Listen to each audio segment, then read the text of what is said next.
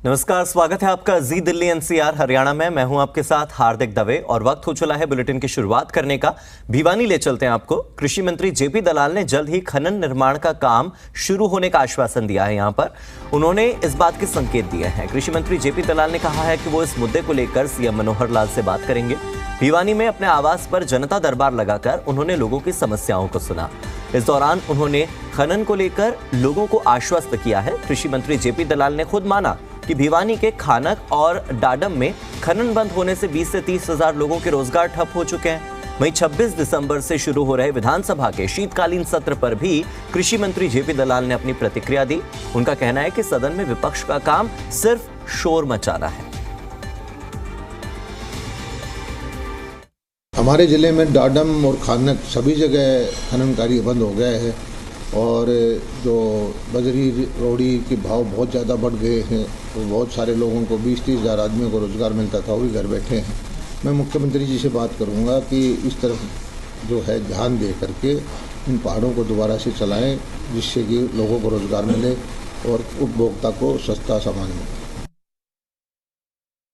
हमारा पारदर्शी तरीके से हम काम करते हैं और कोई ऐसा मुद्दा छोड़ते ही नहीं पक्ष के पास तो कि वो ऐसा कोई मुद्दा उठा पाए। विपक्ष जरूर हेडलाइन में रहने के लिए कुछ न कुछ सवाल जरूर उठाते हैं, लेकिन जवाब सुनने से पहले वो वॉकआउट कर जाते हैं।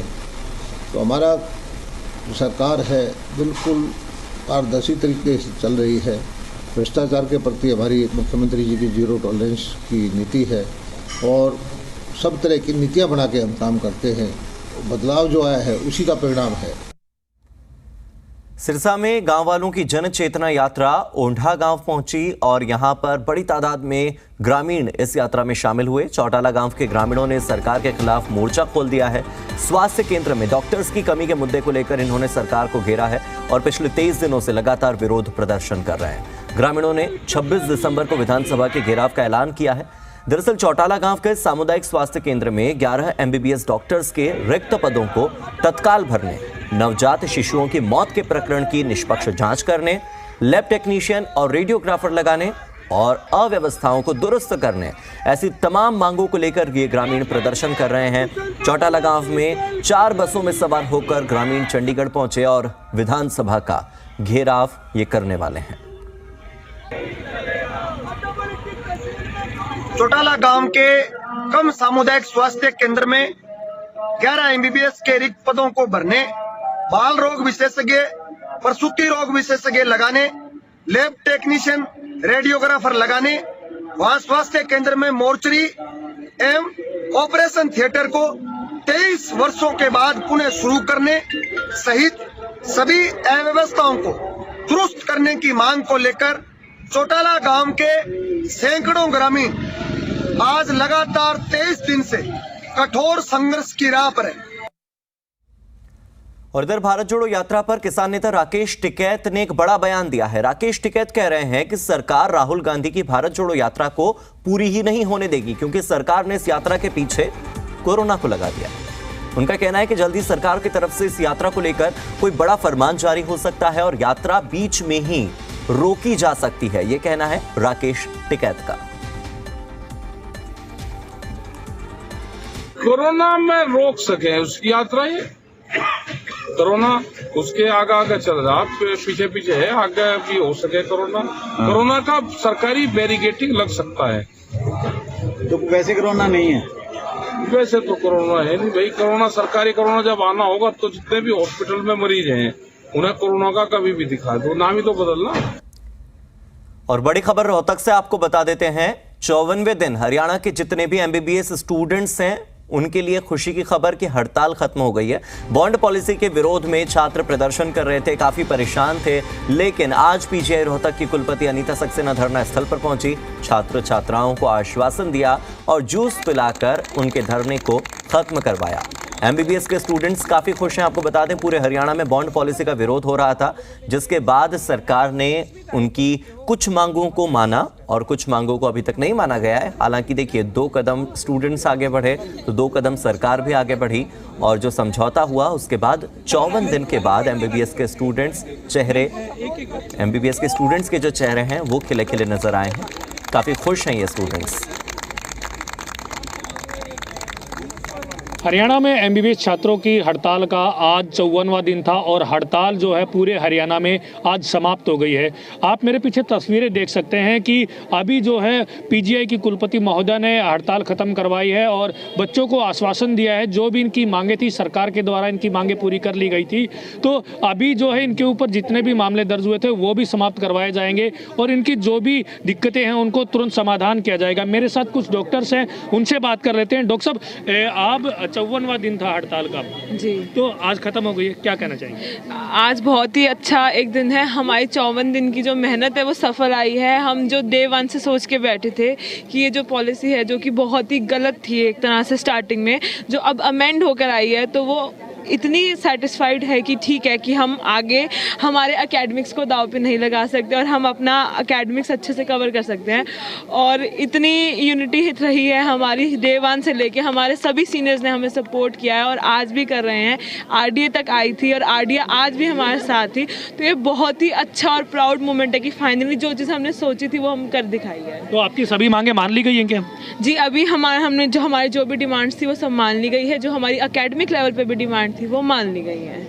तो आगे जिस तरह की छोटी मोटी जो समस्याएं थी, क्या उनकी वीसी मैम की तरफ से कोई आश्वासन दिया गया? हाँ जी, वीसी मैम ने हमें रिटन एश्योरेंस दे दिया है कि जो भी एकेडमिक्स लॉस हुआ है वो कवर अप कर दिया जाएगा और उसी के अकॉर्डिंग जो हमारी एग्जामिनेशन है वो कंडक्ट करवा दिए जाएंगे। और उसी एश्योरेंस पे हम लोगों ने आज अपनी स्ट्राइक कॉल ऑफ कर दी है फाइनली। और अब हम आगे की जो हमारी जो नॉर्मल लाइफ है एकेडमिकली, हम उस पर आ जाएंगे। तो बिल्कुल एक छात्र और है मेरे साथ, उनसे बात कर लेते हैं।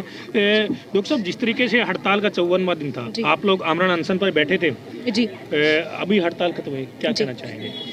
जो हड़ताल हमारी इस जीत के साथ, इस खुशी की लहर के साथ ख़त्म हुई है, हम मतलब बता नहीं सकते हमें कितनी खुशी हो रही है। सबको एक साथ देख के, सबको एक जुट होके एक चीज़ के अगेंस्ट लड़ के जीत हासिल करके जो खुशी हो रही है वो जताई नहीं जा सकती है। तो सरकार द्वारा क्या सभी मांगे मान ली गई हैं, क्या है? जी, सरकार ने भी हमारे साथ काफ़ी कोऑपरेट किया है और काफ़ी पॉजिटिव अमेंडमेंट्स इस पॉलिसी में करे हैं। तो ये माना जाए कि सोमवार से सभी डॉक्टर्स जो हैं, स्टूडेंट्स जो है क्लास ज्वाइन करेंगे? जी, तो ये थे छात्र जिनका साफ तौर पर कहना है कि सोमवार का दिन इनके लिए जो है वो रेगुलर रहने वाला है, वो क्लास अटेंड करेंगे और भावी डॉक्टर्स जो हैं वो रेगुलर जो है अपनी कक्षाओं का में जाएंगे और वहाँ पर अपना कोर्स पूरा करेंगे। रोहतक से राज टाकिया, जी मीडिया। तो हरियाणा में जितना एमबीबीएस स्टूडेंट्स की बॉन्ड पॉलिसी का मुद्दा छाया हुआ था, उससे ज्यादा प्रॉपर्टी आईडी के सर्वे को लेकर हंगामा हो रहा था। जब प्रॉपर्टी आईडी के सर्वे में गड़बड़ियां सामने आई तो यह मामला अब सीधे हाईकोर्ट पहुंचा है। इतना ही नहीं, अब पूरे हरियाणा के तमाम पार्षदों को भी इसी मुद्दे पर एकजुट करके उनसे एविडेंस जुटाते हुए कोर्ट में पैरवी करने की तैयारी हो गई है। हिसार नगर निगम के पार्षद अमित ग्रोवर और दूसरे याचिकाकर्ता इस मुद्दे को लेकर अब रणनीति बना रहे हैं।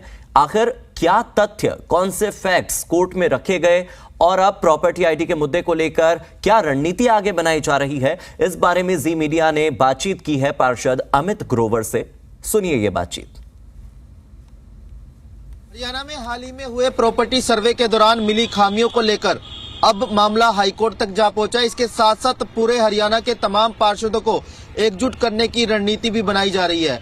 किस तरह से ये मामला हाईकोर्ट में पहुंचा और अगली रूपरेखा क्या रहेगी, तमाम पहलुओं पर बातचीत करने के लिए हमारे साथ याचिकाकर्ता और हिसार के पार्षद अमित ग्रोवर मौजूद है। उनसे बातचीत कर लेते हैं। ग्रोवर साहब, ये जानना चाहेंगे कि हाईकोर्ट जाने की जरूरत क्यों पड़ी और हाईकोर्ट में क्या कुछ रहा? देखिए, हमने पूरे प्रयास किए कि जो शहर की जनता है वो लाइनों में लग रही थी, उनके जो बिल थे वो 90% से ज्यादा गलत आ रहे थे और उसके ब्याह पे हमने निकाय मंत्री से भी गुहार लगाई, हमने प्रशासनिक अधिकारियों के सामने भी इस चीज को लेकर के अवगत कराया उन्हें, लेकिन उस पर कोई कार्रवाई नहीं हुई।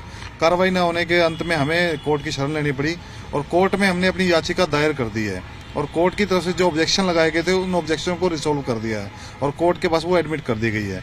अब आगामी जो नोटिस जारी होता है यूएलबी को, जिसको हमने पार्टी बनाया, यूएलबी को, स्टेट गवर्नमेंट को और साथ में यशी कंपनी को, तो उनको नोटिस जाएगा। नोटिस जाने के बाद ये सुनवाई 4 या 5 तारीख, क्योंकि बीच में अवकाश है, 4 या 5 तारीख की डेट मुकर्रर है होनी है, तो उस दौरान इस पर सुनवाई होगी। अच्छा ग्रोवर साहब, तथ्य क्या रखे हैं आपने जिनके आधार पर ये याचिका डाली गई है, क्या तर्क दिए गए हैं आपकी तरफ? देखिए, हमारा तर्क सिर्फ ये है कि यूएलबी ने जो करार किया, जो एग्रीमेंट में शर्तें रखी गई कंपनी के साथ में, उस शर्तों के आधार पर काम होना चाहिए हमारा कहना ही है कि उस शर्तों पे काम नहीं हो रहा। खुद कंपनी ने माना कि 12% गलत है हाउस की मीटिंग के अंदर, तो 5% का जो कंडीशन है उससे उन्होंने क्रॉस कर दिया, जबकि उसको रिसर्वे करना चाहिए, लेकिन उनके ऊपर कोई किसी प्रकार का कोई आदेश जारी नहीं किया गया, ना ही उसको दोबारा से उस पर डिस्कशन किया गया, कोई आर्गुमेंट नहीं किया गया। ये जानना चाहेंगे पूरे हरियाणा के पार्षदों को भी इसी मुद्दे को लेकर एकजुट करने की तैयारी है और उसको लेकर क्या रूपरेखा बना रहे हैं, किस तरह से प्लानिंग की जा रही है? देखिए, ये पूरा हरियाणा का मुद्दा है। हम सुनने में भी लगातार आ रहा है कि हर जिले के अंदर जो भी बैठकें हो रही है उसमें पार्षद भी विरोध जता रहे हैं। प्रशासनिक अधिकारी दबे जुबान से एक्सेप्ट कर रहे हैं कि कंपनी की वजह से लोगों को भी दिक्कत आ रही है और प्रशासनिक अधिकारियों को भी। हमने कल हमारे पार्षदों की हिसार की मीटिंग की है, जिसमें सभी पार्षदों ने सर्वसम्मति से कहा है कि बिल्कुल इस कंपनी के पक्ष में जो बयान निकाय मंत्री ने दिया उसके खिलाफ भी नाराजगी थी पार्षदों के अंदर, और निकाय मंत्री से मिलने का भी हमने कहा कि हम लोग मिलते हैं दोबारा से, उनको सभी इकट्ठे 23 पार्षद मिलकर अवगत कराते हैं। मुद्दे की अगर बात करी जाए, अहम समस्याओं की अगर बात करी जाए, तो जिस तरह से हाल ही में जो सर्वे किया गया था एक कंपनी के द्वारा, उसमें मिली खामियों से अब आमजन को भुगतना पड़ रहा है। उसी सिलसिले में ये पूरा मामला जो है अब हाईकोर्ट में रखा जाएगा और साथ ही साथ तमाम पार्षदों को एकजुट करके पूरे हरियाणा में एक नई मुहिम शुरू की जाएगी। कैंपर से राजेंद्र कुमार के साथ रोहित कुमार, जी मीडिया हिसार। नॉर्थ सिक्किम में एक हादसा हुआ जिसमें 16 जवान शहीद हो गए और दुखद खबर यह है कि हिसार के अग्रोहा इलाके के संडोल गांव का एक जवान सोमवीर भी इन 16 जवानों में से एक थे। सोमवीर की शहादत की खबर मिलते ही पूरे गांव में शोक की लहर दौड़ गई है। सोमवीर 2 बच्चों के पिता तो थे ही, 3 भाई बहनों में वो सबसे बड़े थे। अग्रोहा के गांव संडोल के रहने वाले सोमवीर किसान परिवार से ताल्लुक रखते थे और 2015 में भारतीय सेना में शामिल हुए थे देश सेवा के मकसद से। आपको बता दें कि शुक्रवार को नॉर्थ सिक्किम के जेमा में सेना का एक ट्रक खाई में गिर गया था। 4 लोग घायल हुए थे, 16 जवान शहीद हो गए थे और इस बड़े हादसे में खाई में ट्रक गिर जाने में 16 जवान जो शहीद हुए उनमें से एक थे सोमवीर।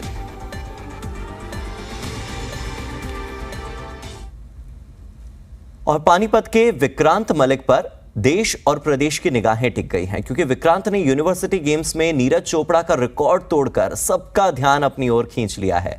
इससे पहले भी जेवलिन थ्रो की कई प्रतियोगिताओं में विक्रांत मेडल जीत चुके हैं। आपको बता दें कि ओडिशा के भुवनेश्वर में ईस्ट यूनिवर्सिटी गेम्स की प्रतियोगिता आयोजित हो रही थी। पैर में चोट लगी थी, लेकिन चोट के बावजूद विक्रांत मलिक ने अपने चौथे थ्रो में 81.89 मीटर भाला फेंककर स्वर्ण पदक अपने नाम किया। आपको यह आंकड़ा फिर से सुन लेना चाहिए, 81.89 मीटर भाला उन्होंने फेंका और गोल्डन बॉय नीरज चोपड़ा का रिकॉर्ड उन्होंने तोड़ा। इस बात की खुशी विक्रांत को है। मैंने इसी साल एडमिशन लिया है यहाँ पे और यहाँ पे प्रैक्टिस के लिए भी मैं इसी साल आया था, तो अच्छा एक्सपीरियंस है यहाँ पे मेरा।